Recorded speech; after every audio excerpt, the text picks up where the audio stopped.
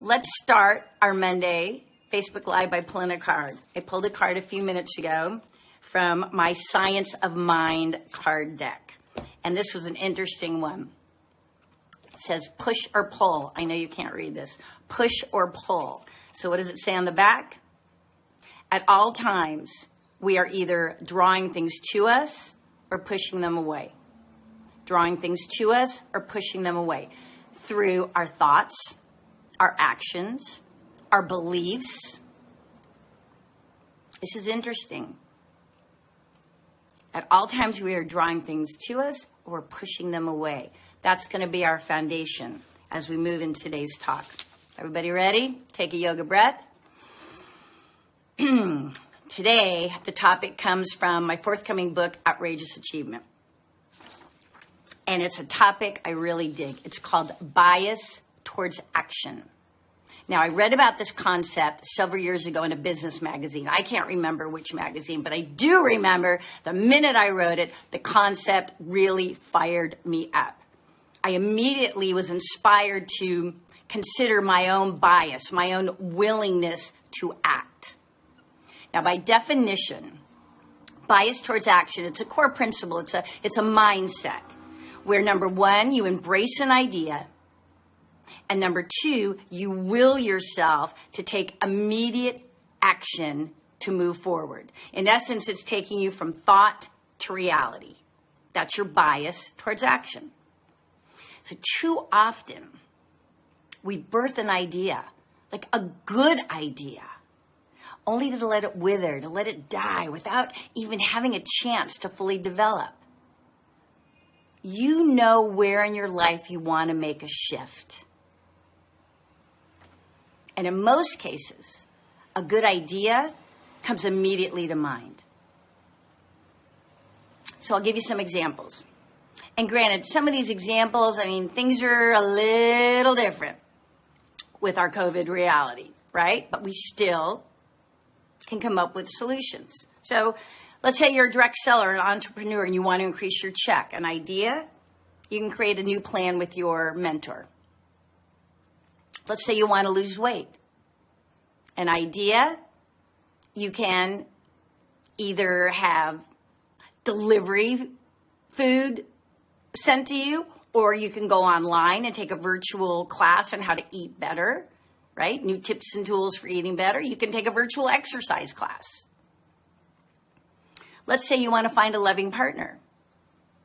Now, historically, we can go online, we can ask for referrals. Those are still relevant concepts, right? You can go online and virtually continue meeting people. Let's say you want to dance or sing or play an instrument. I've had a lot of stories about people taking virtual lessons now. That's the idea. That's the solution. And again, with our COVID reality, it's interesting. I want you to consider, are there areas in your life where historically you wanted to make a shift and now your priorities have changed? Now with the COVID reality, things are a little different. Areas that once were important are not as important, and now we have new priorities. This is something to think about. So the question remains, so often we hesitate to take action.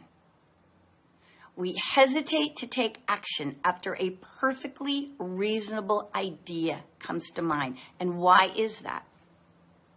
That's what I want you to consider. Why do we hesitate? We have something we want to shift. We have a perfectly good idea, and yet we hesitate to take action. Now, if we can think back far enough, when we were children, we got an idea, and the next minute we were doing it. It was as if there was no thought process taking place between the idea and the action, right? It was like, hey, this sounds fun. Next thing you know, we were doing it. And somewhere, somehow, between childhood and adulthood, this gap was created. This gap is created that has widened the space between idea and action. And somehow, immediate action gets hijacked by excuses, rationalization, insecurity. Few people retain this childlike bias towards action. So why is this? Again, I'd love to hear your ideas. I've got some thoughts, which doesn't surprise you.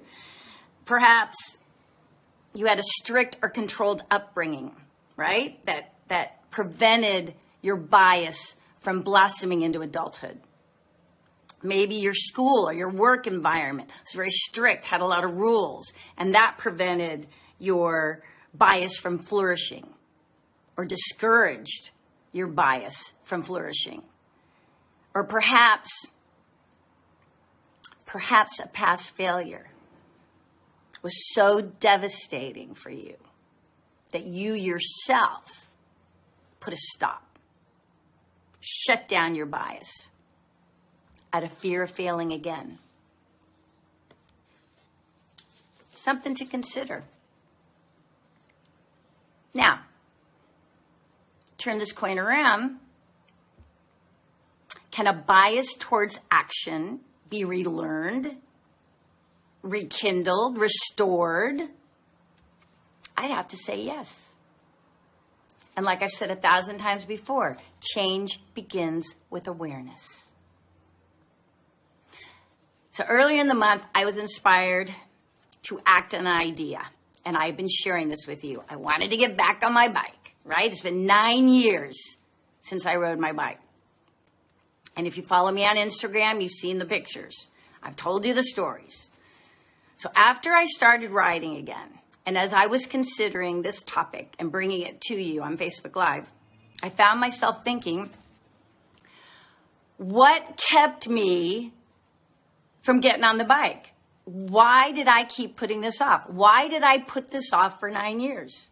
Like, biking doesn't have a pandemic prerequisite. What was the sticking point? And I think there's a lesson here for all of us. And here's the lesson I came up with.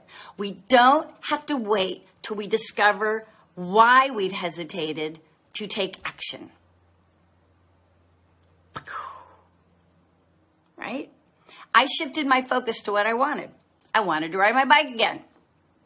I stopped thinking about why I had procrastinated, and I got the bike out.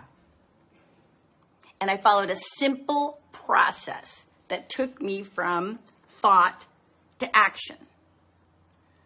So I want you to ask yourself, and even add it in the chat, where in your life do you want to make a shift?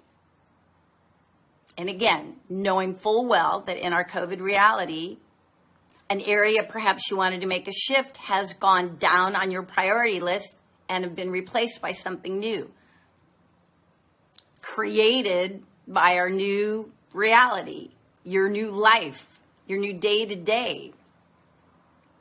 Where in your life do you want to make a shift? And I believe for all of you, an idea has come immediately to mind. So what are you prepared to do today to move from idea to action? And remember, you don't have to wait until you discover why you've hesitated to take action. That's the big lesson here. So today my challenge is simple. Consider where in your life you want to make a shift. And so here's 3 steps. Embrace an idea. Access your bias towards action. And make a move. I know it sounds simple. And most life-changing actions are. I'd have to say we overcomplicate it. Or we're so used to being stuck. Or our excuses have become so believable. Our stuckness is a habit. That gap is what we're used to. Our ability to come up with an idea and immediately come up with an excuse why we can't do it has become so masterful, We haven't got past that point in years. Embrace an idea, access your bias towards action, and make a move. Don't hesitate. Don't hold anything back.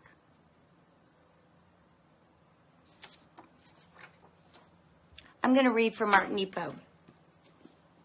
I remembered a segment, and I found it, and I'm going to read it from you, and I think it goes perfectly with this today. Now, this is from the Book of Awakening. You know how much I love this book. The Book of Awakening by Mark Nepo. So, everybody take a yoga breath. This is good stuff. Everyone take a yoga breath. I didn't notice in the dates for my birthday. The date's from February 23rd. Isn't that interesting? All right, so his title here is To Hold Nothing Back, which is what I just challenged you to do, to hold nothing back. So I'm just going to read the first paragraph. So just enjoy Mark Nepo for a moment. Here's what he wrote. For 49 years, I have found that hesitation, more than anything, has been the invisible hitch that has kept me from joy. I found that the moment, with all its meaning, often moves on by the time I've reconsidered whether or not to enter it. I am not saying we should always be impulsive.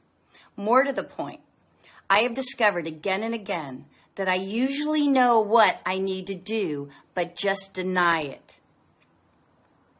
And it is this small hesitation, this small resistance to enter what is real, that makes life feel neutral or out of reach.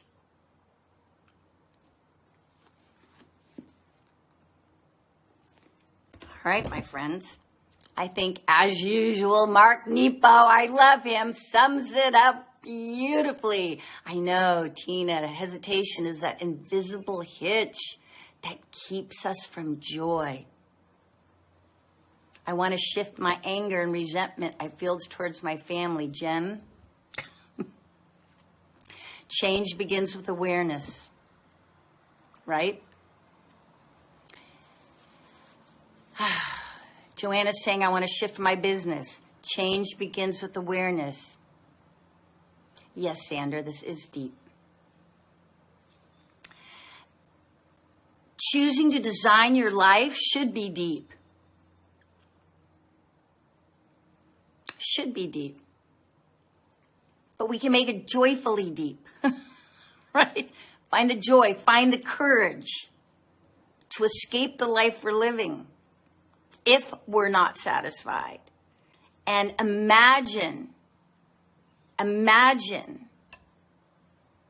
our truest and most beautiful story. All right. I told you I dig this topic. And this is just part one. We're going to talk about this all week because I love this so much. Tomorrow, when we come together, I'm going to continue. First of all, I want you to come tomorrow prepared to share any results of what you did today.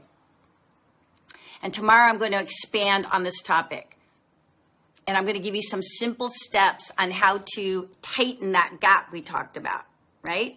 We learned today that somewhere between childhood and adulthood, this gap has occurred, has been created between thought and idea. And tomorrow, I'm going to give you some steps on how to tighten that gap. All right, my friends.